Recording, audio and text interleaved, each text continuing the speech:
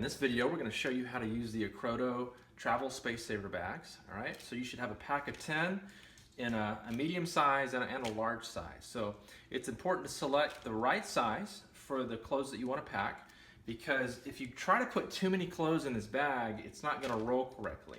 We've got the valve down here at the bottom, and you want to make sure that there's a little bit of space there between the clothing and the valve so that the air escapes properly, and that you can fully seal the Ziploc, all right? So also make sure not to have any really sharp objects on the outside of your clothing that could potentially puncture your bag. We've used some of the thickest material available. These are 70 micron bags. Most of our competitors are running 50 or 60 micron. So they're very durable. It's just make sure not to put super sharp stuff in there. All right, so now I'm gonna go ahead and put my clothing for my next trip in the bag. I like to fold the clothing so that it fits in there nicely. All right, so I've got my jeans and my shirt here. This is the smaller size bag, but you can see that I'm still succeeding to pack enough clothes for a good 2-3 days. At least for me as a guy. Ladies, you might need more space, but so you can see how thick I've got things here.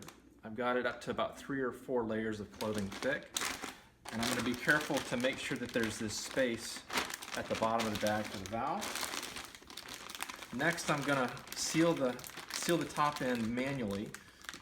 All right, just like you would a Ziploc bag, and you can see that there's 2 tracks here that need to zip together. And I'm just lining those up. And then this clip, it comes off, so you can use it on multiple bags, but you slide that on there, and I like to run it twice. So you squeeze it nice and firm, and make sure that's fully sealed, and then run it one more time all the way across and back again, okay?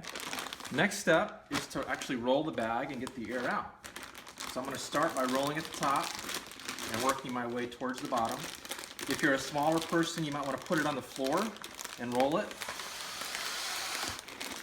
And you just keep rolling and let the air escape. Now I like to grab the bottom of the bag and just push down.